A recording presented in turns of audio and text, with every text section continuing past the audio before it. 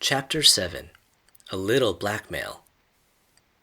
Mr. Krupp sat back in his chair and chuckled to himself for a long, long time. Finally, George got up the courage to speak.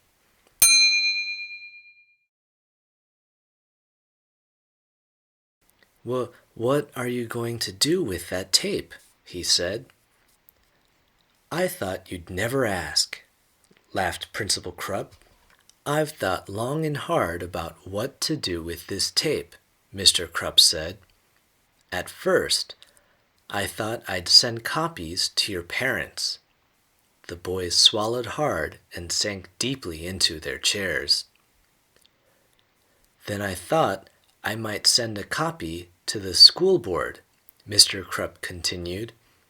I could get you both expelled for this.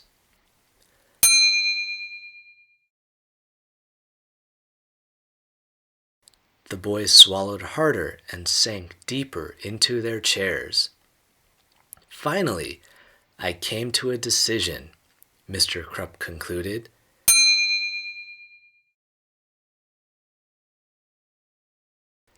I think the football team would be very curious to find out just who was responsible for yesterday's fiasco.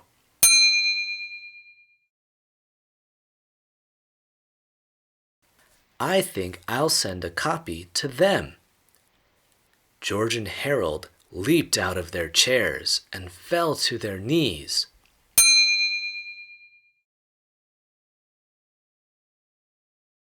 No, cried George. You can't do that. They'll kill us.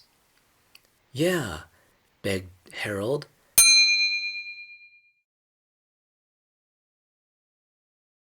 They'll kill us every day for the rest of our lives. Mr. Krupp laughed and laughed. Please have mercy, the boys cried.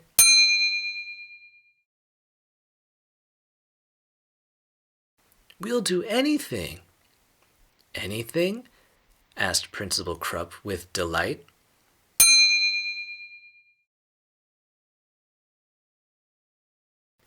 He reached into his desk, pulled out a list of demands,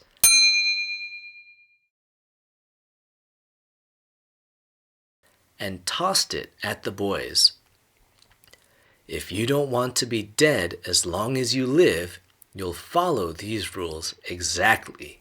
George and Harold carefully looked over the list. This is blackmail, said George.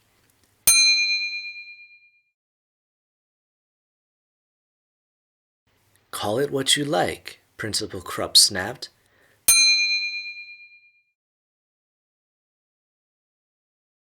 But if you don't follow that list exactly, then this tape becomes the property of the Horwitz knuckleheads.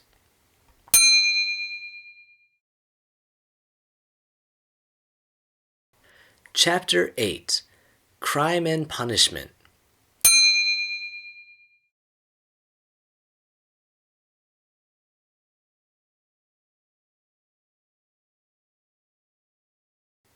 At 6 o'clock the next morning, George and Harold dragged themselves out of bed.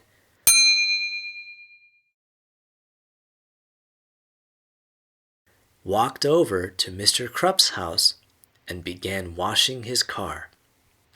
Then, while Harold scrubbed the tires, George roamed around the yard, pulling up all the weeds and crabgrass he could find.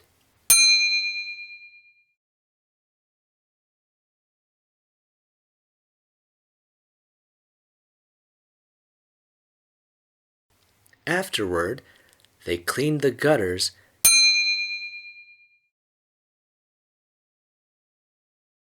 and washed all the windows on Mr. Krupp's house.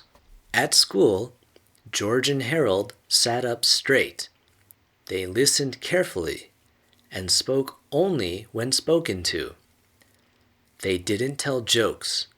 They didn't pull pranks. They didn't even smile.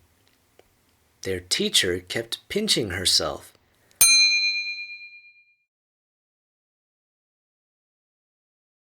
I just know this is a dream, she said. At lunch, the two boys vacuumed Mr. Krupp's office, shined his shoes,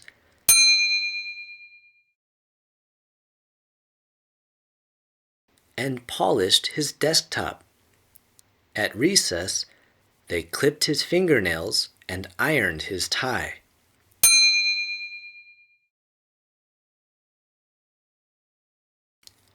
Each spare moment in the boys' daily schedule was spent catering to Mr. Krupp's every whim.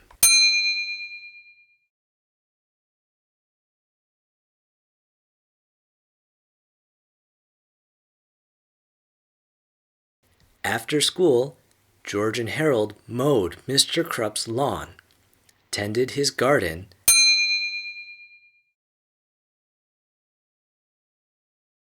and began painting the front of his house. At sunset, Mr. Krupp came outside and handed each boy a stack of books. "Gentlemen," he said, "I've asked your teachers to give you both extra homework. Now go home, study hard, and I'll see you back here at 6 o'clock tomorrow morning. We've got a busy day ahead of us."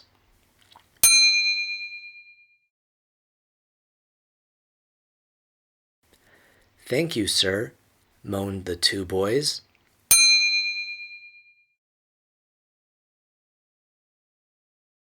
George and Harold walked home dead tired.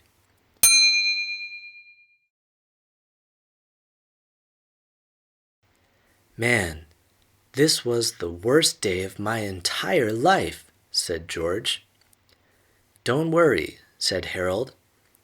"We only have to do this for 8 more years. Then we can move away to some far-off land where they'll never find us. Maybe Antarctica." "I've got a better idea," said George. He took a piece of paper out of his pocket and handed it to Harold. It was an old magazine ad for the 3D Hypno Ring.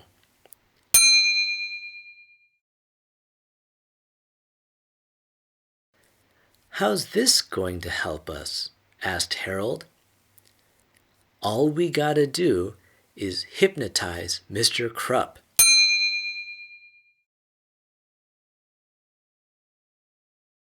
said George. "We'll make him give us the video and forget this whole mess ever happened." "That's a great idea," said Harold. "And the best part is we only have to wait 4 to 6 weeks for delivery."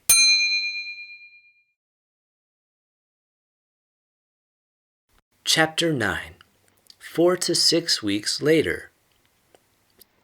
After 4 to 6 weeks of back-breaking slave labor, grueling homework assignments,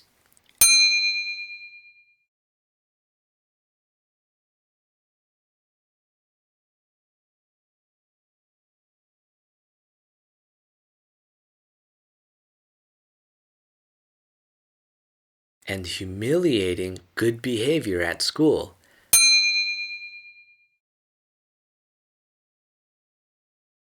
a package arrived in George's mailbox from the Little Wise Guy Novelty Company. It was the 3D Hypno Ring. "Hallelujah!" cried George. "It's everything I ever hoped for." Let me see," said Harold. "Don't look directly at it," warned George. "You don't want to get hypnotized, do you?" "Do you really think it will work?"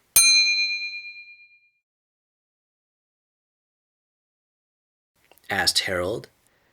"Do you really think we can amaze our friends, control our enemies, and take over the world just like the ad says?" "It better work," said George, "or else we just wasted 4 whole bucks."